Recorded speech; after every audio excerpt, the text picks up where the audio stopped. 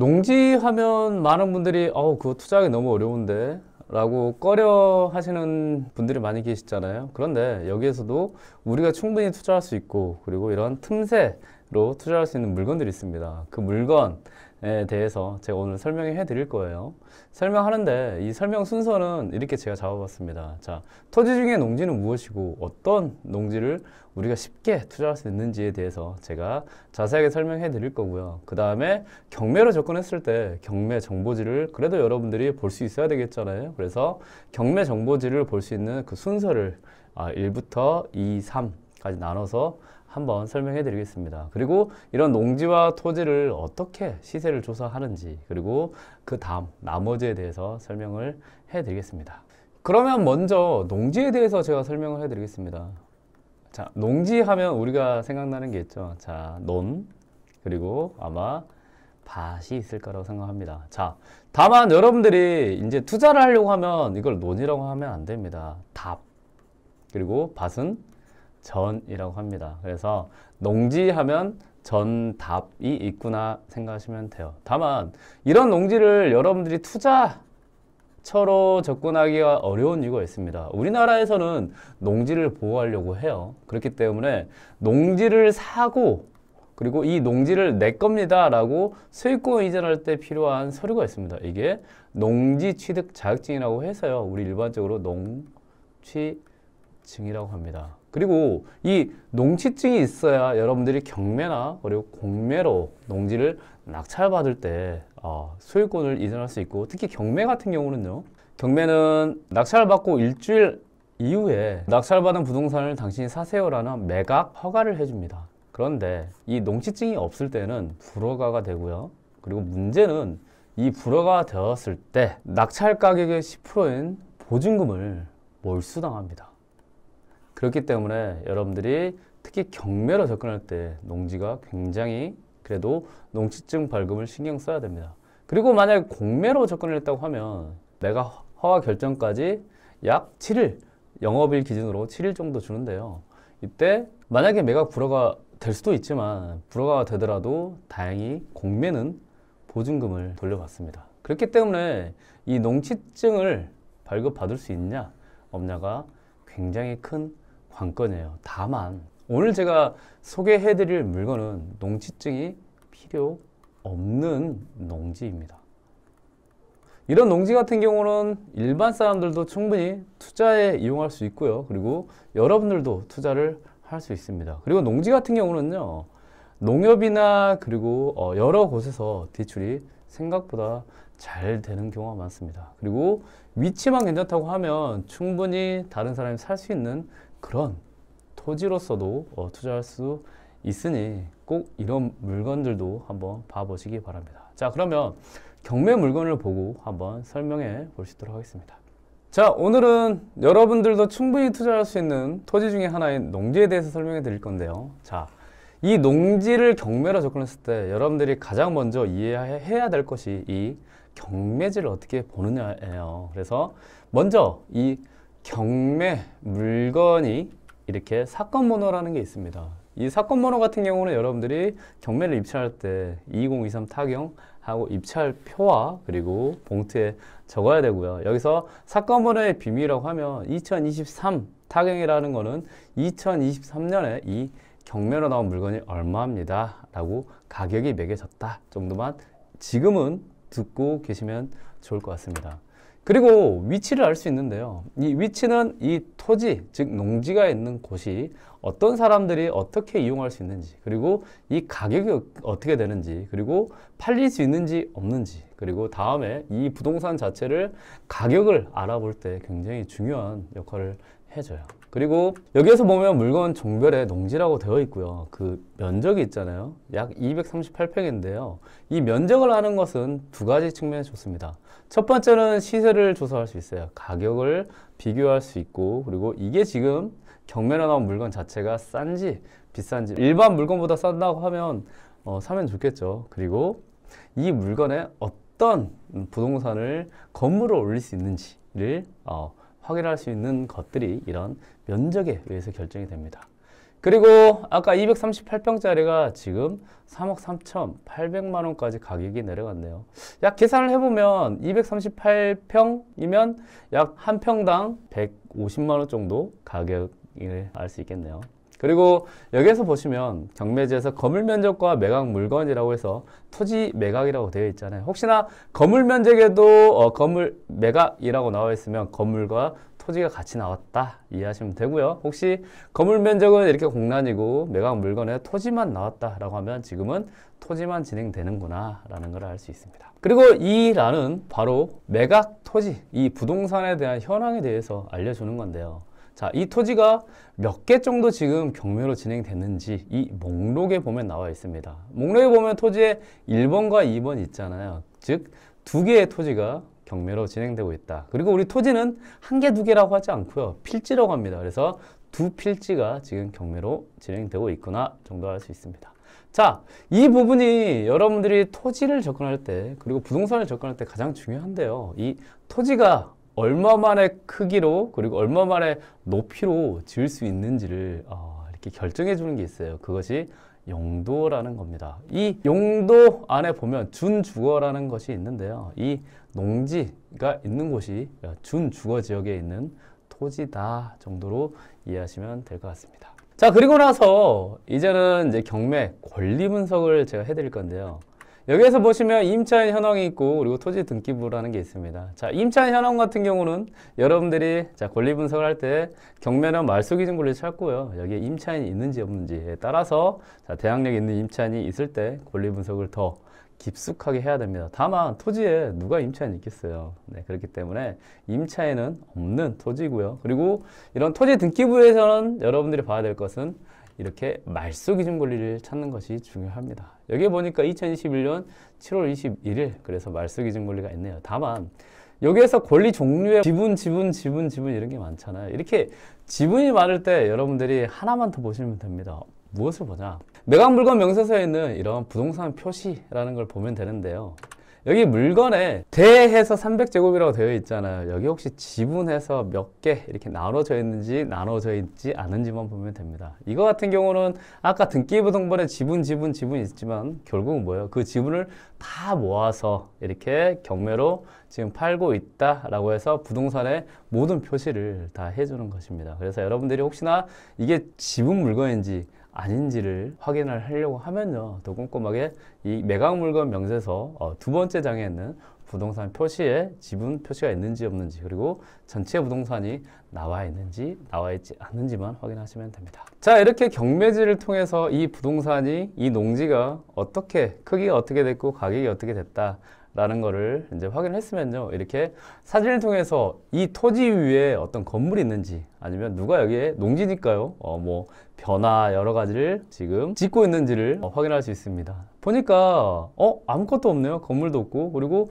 농사를 지은 흔적도 없는 것 같아요. 그리고 가만 보니까 여기에 테두리가 좀 있는 것 같습니다. 여기 테두리가 이렇게 있고 그리고 흙 자체가 여기에 있는 어떤 건물이 있었고 건물을 없애고 약간 고르게 해놓은 그런 모습이 보이시죠? 이런 토지 같은 경우는 보통 뭐냐, 건물이 있거나 여러 가지가 있었을 때 이걸 다 밀고 어떤 건물을 지으려고 지금 좀 작업을 해놨다고 생각하시면 됩니다. 이런 걸 정지 작업이라고 합니다. 도지에서는요. 조금 더 가볼게요.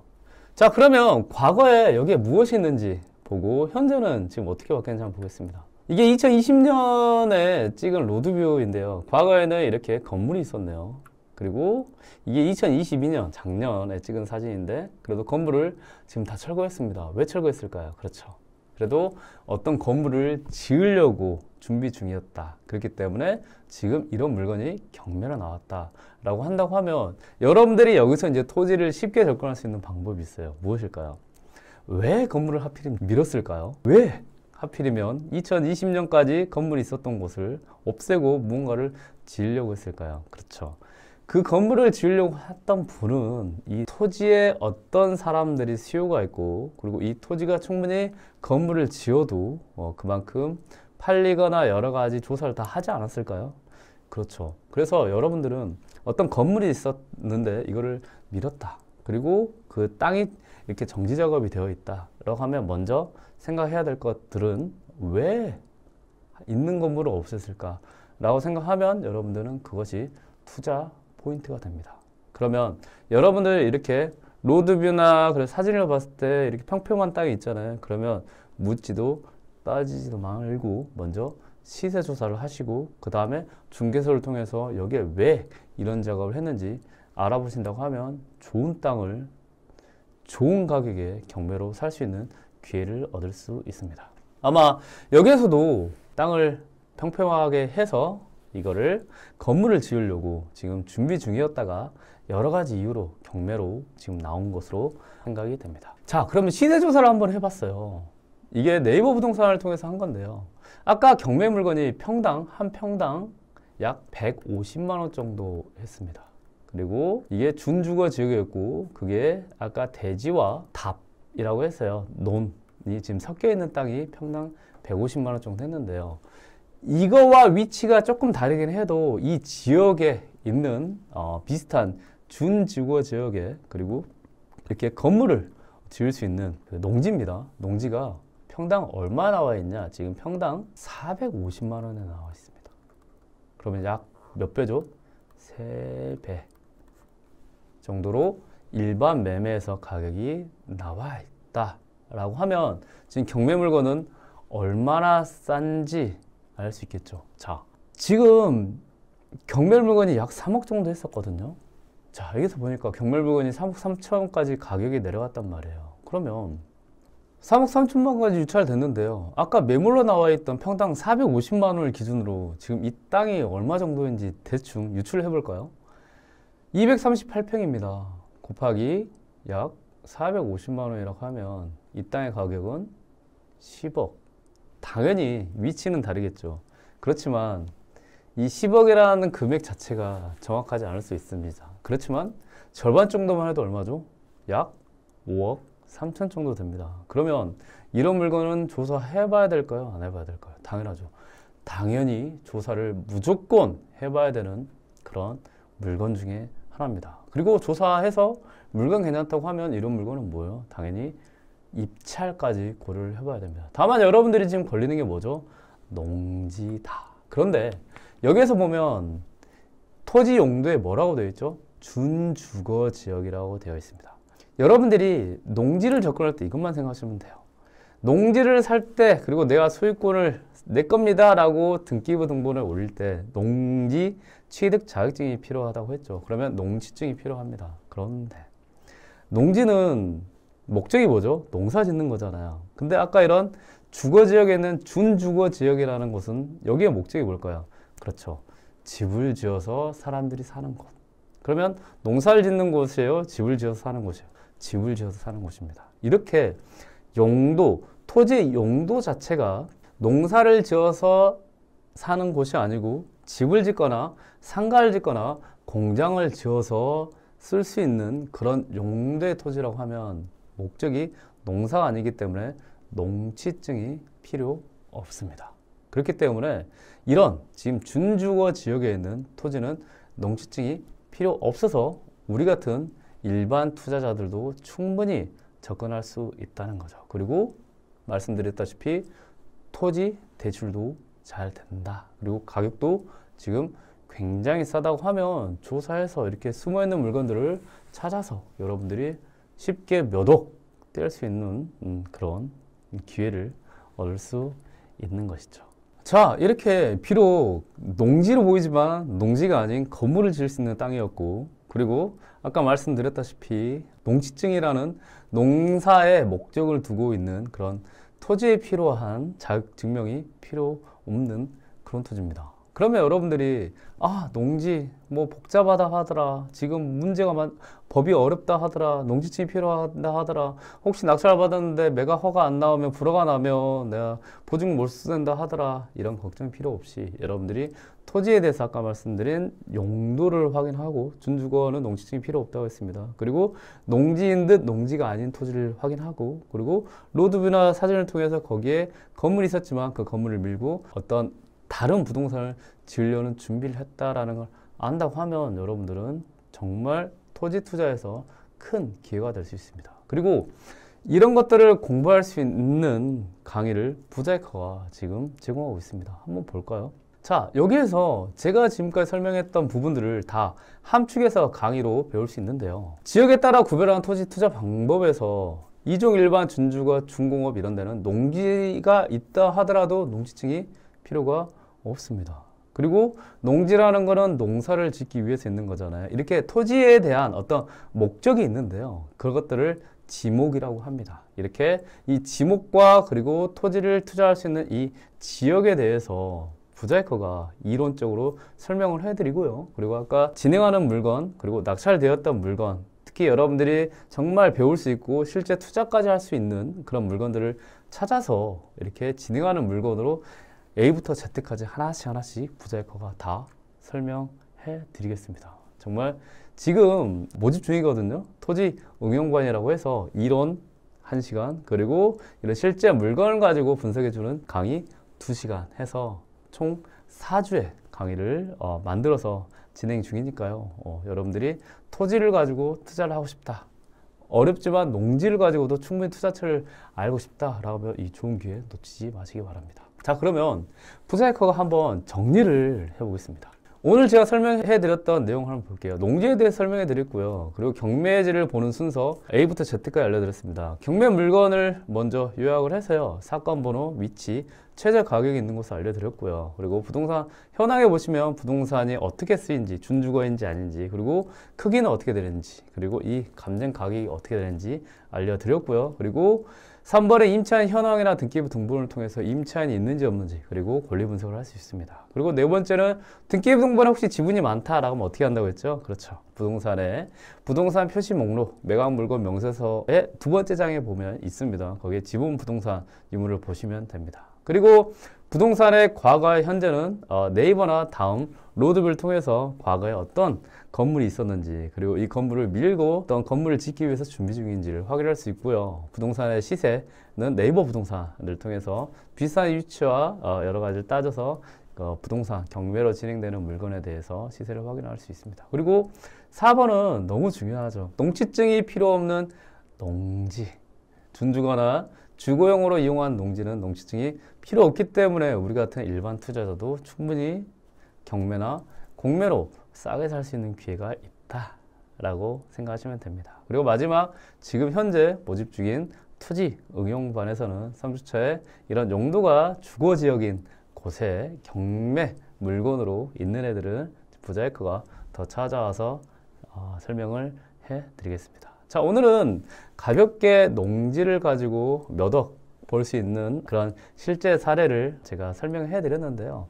이 물건뿐만 아니고 정말 경매나 그리고 공매는 숨어있는 물건들이 많이 있습니다. 자, 그래서 토지 어렵다고 생각하지 마시고요. 누구나 접근할 수 있습니다. 그리고 농지 더 어렵다고 생각하지 마시고요. 이렇게 토지 중에서도 충분히 일반 사람들이 농지증 필요 없이 투자할 수 있는 물건들이 있으니까요.